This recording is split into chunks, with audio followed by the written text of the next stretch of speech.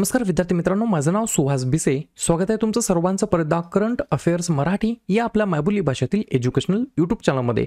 विद्यार्थी मित्रांनो, आज आहे 13 जून 2024. आजच्या दिवसाचे जेवढेही चालू घडामोडीचे महत्त्वाचे टॉप प्रश्न बनत असतील ते सर्व प्रश्न आपण या व्हिडिओच्या माध्यमातून पाहणार आहोत. तरी सर्वप्रथम आपण जर नवीन असाल, पहिल्यांदा या चॅनलवरील व्हिडिओ पाहत असाल तर चॅनलला या ठिकाणी अवश्य सबस्क्राईब सुद्धा करून घेऊ शकता. ठीक आहे, चला तर मग आपण आजच्या व्हिडिओला सुरुवात करूया. त्या अगोदर कालच्या व्हिडिओमध्ये जो काही शेवटचा प्रश्न विचारला होता त्या प्रश्नाचं उत्तर जाणून घेऊया. काय होता प्रश्न? पीएम नरेंद्र मोदींनी पीएम किसान सन्मान निधीचा कितवा या ठिकाणी इन्स्टॉलमेंट जारी केलेला आहे किंवा डिक्लेअर केलेला आहे? तर बऱ्याच विद्यार्थी मित्रांनी अगदी योग्य उत्तर टाईप करून सांगितलं आहे. पर्याय क्रमांक सी, 17व्या क्रमांकाचे जे काही इन्स्टॉलमेंट आहे ते या ठिकाणी प्रोसेस केलेलं आहे. क्लिअर? आता पाहूया विद्यार्थी मित्रांनो प्रश्न क्रमांक पहिला. टोटल संपूर्ण व्हिडिओमध्ये 12 प्रश्न असतील. सुरुवातीपासून शेवटपर्यंत व्हिडिओ काळजीपूर्वक पहा. एक एक प्रश्न महत्त्वाचा आहे, तुम्ही कोणत्याही एक्झामची तयारी करा. प्रश्न क्रमांक पहिला काय म्हणतो? कोणते वर्ष हे क्वांटम विज्ञान आणि तंत्रज्ञानाचे आंतरराष्ट्रीय वर्ष म्हणून घोषित करण्यात आलेलं आहे? प्रश्न क्रमांक पहिल्याचं योग्य उत्तर आहे पर्याय क्रमांक डी, 2025 हे जे काही वर्ष आहे ते या ठिकाणी विद्यार्थी मित्रांनो क्वांटम विज्ञान आणि तंत्रज्ञानाचे इंटरनॅशनल ऑफ द इयर म्हणजेच आंतरराष्ट्रीय वर्ष म्हणून या ठिकाणी घोषित केलेलं आहे, ज्याचं उद्घाटन समारंभ 14 जानेवारी 2025 ला बर्लिन या ठिकाणी आयोजित केला जाणार आहे. ठीक आहे, अशाच प्रकारे वेगवेगळे वर्ष या ठिकाणी इंटरनॅशनल इयर म्हणून या ठिकाणी घोषित करण्यात येत असतात वेगवेगळ्या गोष्टींसाठी. जसं की 2023 हे वर्ष बाजरीचे आंतरराष्ट्रीय वर्ष म्हणून घोषित करण्यात आलं. तसेच शांततेची हमी म्हणून संवादाचे आंतरराष्ट्रीय वर्ष म्हणून घोषित करण्यात आलेलं आहे. 2024 हे वर्ष कॅमेलिड्सचे आंतरराष्ट्रीय वर्ष म्हणून डिक्लेअर करण्यात आलं. 2025 हे 3-4 गोष्टीसाठी डिक्लेअर करण्यात आलं आहे. कोणकोणत्या? शांतता आणि विश्वासाचे आंतरराष्ट्रीय वर्ष, ग्लेशियर्सच्या संरक्षणाचे आंतरराष्ट्रीय वर्ष आणि आंतरराष्ट्रीय सहकारी वर्ष असे वेगवेगळे या ठिकाणी गोष्टीसाठी डिक्लेअर केलेलं आहे. गोष्टी समजतात? हे जे काही स्लाइड आहे याच्यावरती ऑलरेडी 2 वेळेस 3 वेळेस एक्झाममध्ये प्रश्न विचारण्यात आलेले आहेत वेगवेगळ्या प्रकारच्या. पुढचा प्रश्न, प्रश्न क्रमांक दुसरा. UNGA म्हणजेच काय? युनायटेड नेशन्स जनरल असेंब्ली याचे 79 क्रमांकाचे अध्यक्ष म्हणून कोणाची निवड करण्यात आलेली आहे? 2 नंबरच्या प्रश्नाचं योग्य उत्तर आहे पर्याय क्रमांक सी, फिलेमोन यांग असं त्यांचं नाव आहे. काय नाव आहे? फिलेमोन यांग असं त्यांचं नाव आहे. 79 क्रमांकाचे चेअरमॅन बनलेले आहेत UNGA चे.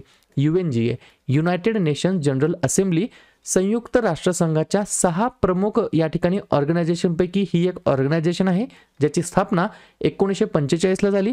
तर फाउंडर कोण आहेत याचे UNGA चे? तर संयुक्त राष्ट्र आणि मुख्यालय आहे New York, United states of America या ठिकाणी. लगेच काय करूया मग आपण वेगवेगळ्या ज्या काही नवनवीन नियुक्त्या झाल्या त्याच्यावरती एकदा नजर टाकूया. जसं की प्रसार भारतीचे नवीन अध्यक्ष बनले आहेत नवनीत कुमार सहगल. अखिल भारतीय बुद्धिबळ महासंघाचे अध्यक्ष बनले आहेत नितीन नारंग. इंडियन स्टील असोसिएशनचे अध्यक्ष बनले आहेत नवीन जिंदाल. न्यू इंडिया ॲश्युरन्स कंपनीचे MD आणि CEO बनले आहेत गिरिजा सुब्रमण्यम. इंडियन बँक्स असोसिएशनचे अध्यक्ष बनले आहेत MV राव.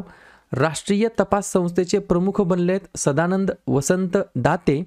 राष्ट्रीय आपत्ती प्रतिसाद दलाचे महासंचालक बनले आहेत पियुष आनंद. पोलीस संशोधन आणि विकास ब्युरोचे महासंचालक बनले आहेत राजीव कुमार शर्मा. नौदलाचे प्रमुख बनलेले आहेत दिनेश कुमार त्रिपाठी. नौदलाचे उपप्रमुख बनले आहेत कृष्णा स्वामीनाथन. आणि नॅशनल डिफेन्स अकादमीमध्ये कमांडंट बनलेले आहेत कोण? गुरचरण सिंग. पुढचा प्रश्न, प्रश्न क्रमांक तिसरा. भारताने अलीकडेच खालीलपैकी कोणत्या देशामध्ये ब्रिक्स परराष्ट्र मंत्र्यांच्या बैठकीमध्ये सहभाग घेतलेला होता? 3 नंबरच्या प्रश्नाचं योग्य उत्तर आहे पर्याय क्रमांक बी, रशिया हे या प्रश्नाचं योग्य उत्तर असणार आहे. तर भारताने या ठिकाणी रशिया या देशामध्ये ब्रिक्स परराष्ट्र मंत्र्यांच्या जी काही बैठक झाली होती त्याच्यामध्ये सहभाग घेतलेला होता. 2 पॉईंट लिहून घ्या. 2023 मध्ये ब्रिक्स या गटाच्या विस्तारानंतर परराष्ट्र मंत्र्यांची ही पहिलीच बैठक होती, त्याच्यामुळे हा प्रश्न विचारला जाऊ शकतो. आणि ब्रिक्समध्ये आता ब्राझील, रशिया, भारत, चीन आणि दक्षिण आफ्रिका यासह इतर देशांचा या ठिकाणी समावेश आहे.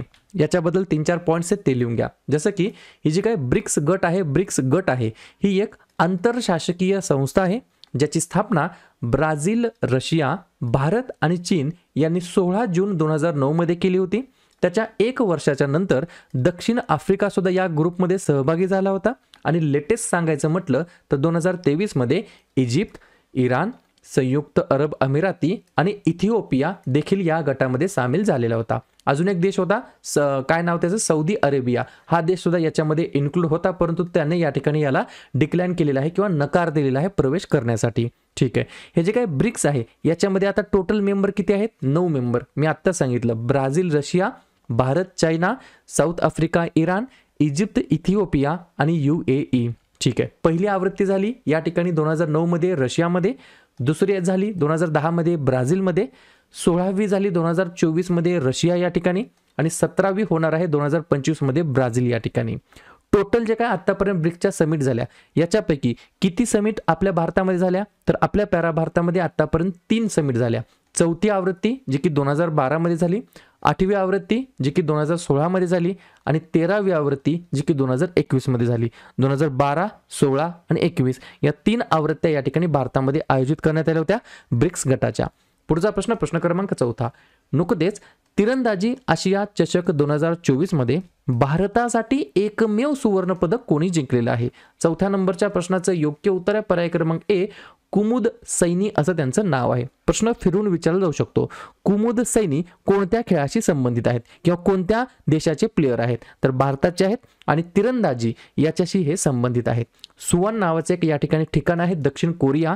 या ठिकाणी हे तिरंदाजी आशिया चषक 2024 आयोजित करण्यात आलं होतं आणि वैयक्तिक स्पर्धेमध्ये इंडिव्हिज्युअल कॉम्पिटिशनमध्ये पदक मिळवणारा एकमेव भारतीय तिरंदाज ठरलेला आहे कुमुद सैनी असं त्यांचं नाव आहे. तिरंदाजीमध्ये त्यांनी या ठिकाणी एकमेव सुवर्ण पदक पटकावलेलं आहे. पुढचा प्रश्न क्रमांक 5.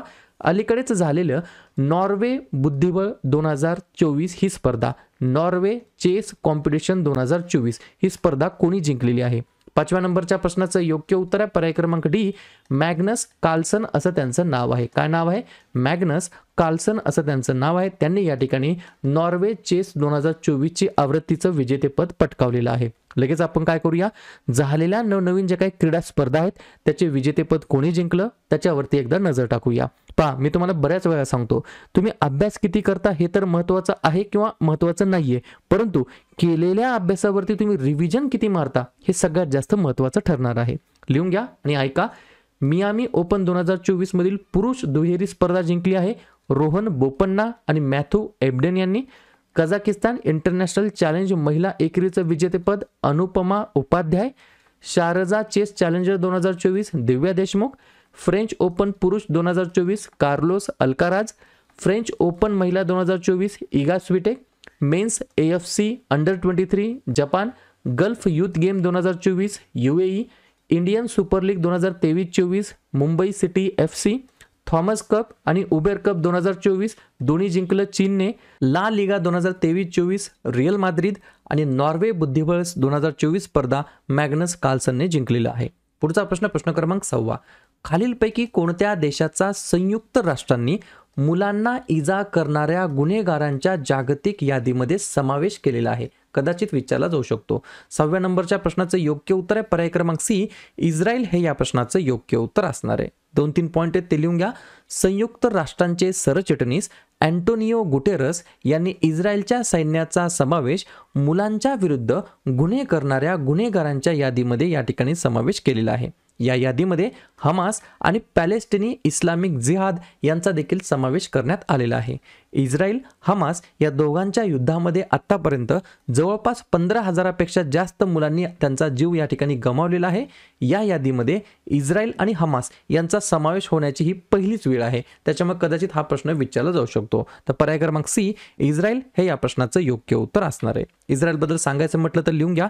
अध्यक्ष आहेत इसाहाक हर्जोग. पंतप्रधान आहेत बेंजामिन नेतान्याहू. राजधानी आहे जेरुसलेम आणि चलन वापरलं जातं इस्रायली शेकेल. पुढचा प्रश्न क्रमांक 7. कोणते राज्य सरकार विशेष NRI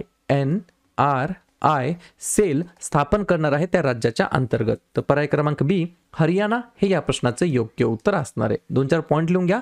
परदेशामध्ये राहणाऱ्या हरियाणातील स्थानिक लोकांच्या तक्रारीचे निराकरण करणे हा या NRI सेल स्थापन करण्याचा मागचा प्रमुख उद्देश आहे. यामुळे विदेशातील हरियाणातील लोकांचे हित जपणे या ठिकाणी मदत होईल. परदेशातील भारतीयांशी संपर्क साधण्यासाठी आणि राज्य सरकारांसोबत भागीदारी वाढवण्यासाठी हा आउटरीच प्रोग्राम या ठिकाणी आयोजित करण्यात आला होता हरियाणा या राज्याच्या अंतर्गत. हरियाणा ज्या राज्याची स्थापना 1 नोव्हेंबर 1966ला झाली. मुख्यमंत्री आहेत नायब सिंह सैनी, राज्यपाल आहेत बंडारू दत्तात्रय आणि राजधानी आहे चंदीगड.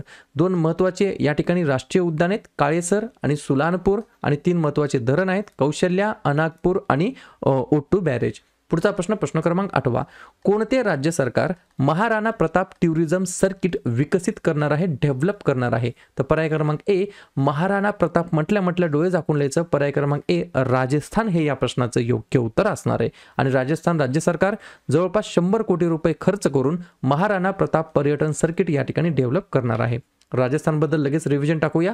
स्थापना झाली या राज्याची 30 मार्च 1949ला. मुख्यमंत्री आहेत भजनलाल शर्मा, राज्यपाल आहेत कलराज मिश्रा आणि राजधानी आहे जयपूर. 3 महत्त्वाचे राष्ट्रीय उद्यान आहेत मुकुंद्रा हिल्स, रणथंबोर आणि सरिस्का आणि या ठिकाणी 4 महत्त्वाचे धरण आहेत बिसलपूर, राणा प्रताप, गांधी सागर आणि जवाहर सागर. पुढचा प्रश्न क्रमांक 9. अलीकडेच ATP चॅलेंजर टेनिस स्पर्धा 2024 चे पुरुष एकेरीचं विजेतेपद कोणी जिंकलेलं आहे?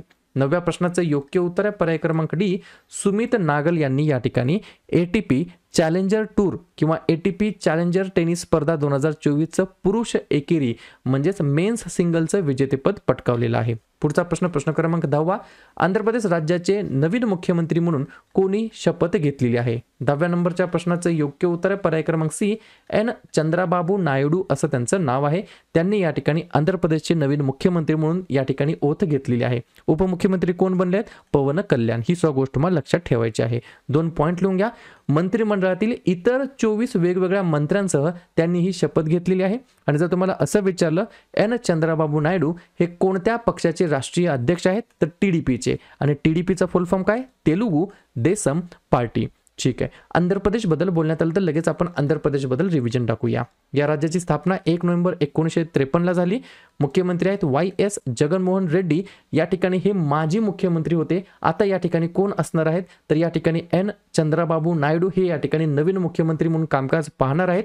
राज्यपाल आहेत S अब्दुल नजीर आणि राजधानी आहे अमरावती. 3 महत्त्वाचे राष्ट्रीय उद्यान आहेत व्यंकटेश्वरा, पापीकोंडा आणि राजीव गांधी आणि 3 महत्त्वाचे धरण आहेत सोमशिला, श्रीशैल्यम आणि नागार्जुन सागर. याच ठिकाणी सतीश धवन स्पेस सेंटर सुद्धा स्थित आहे जे की श्रीहरिकोटा या ठिकाणी स्थित आहे. पुढचा प्रश्न 11 नंबरचा. बिस्लेरी लिमोनाटाचा ब्रँड अँबॅसेडर म्हणून अलीकडेच कोणाची नियुक्ती करण्यात आलेली आहे? तर पर्याय क्रमांक बी आदित्य रॉय कपूर हे या प्रश्नाचं योग्य उत्तर असणार आहे. क्लिअर. अशा प्रकारे शेवटचा प्रश्न क्रमांक 12. जगभरामध्ये पहिला आंतरराष्ट्रीय क्रीडा दिवस 2024 केव्हा साजरा करण्यात आलेला आहे? तर पर्याय क्रमांक ए 11 जूनला या ठिकाणी जगभरामध्ये पहिला फर्स्ट इंटरनॅशनल स्पोर्ट डे म्हणून आपण सेलिब्रेट केलेला आहे 11 जूनला. त्याच्यामुळे या तारखेला या ठिकाणी अजून एकदा स्टार मार्क करून ठेवू शकता. ठीक आहे. सर्व गोष्टी समजल्या.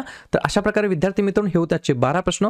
उपक्रम कंटेंट हा जो काही प्रयत्न आम्ही सुरू केला आहे मराठी भाषेमध्ये हा कसा वाटतो अवश्य कमेंट करत चला. आणि या ठिकाणी तुमच्यासाठीचा आजचा खास प्रश्न.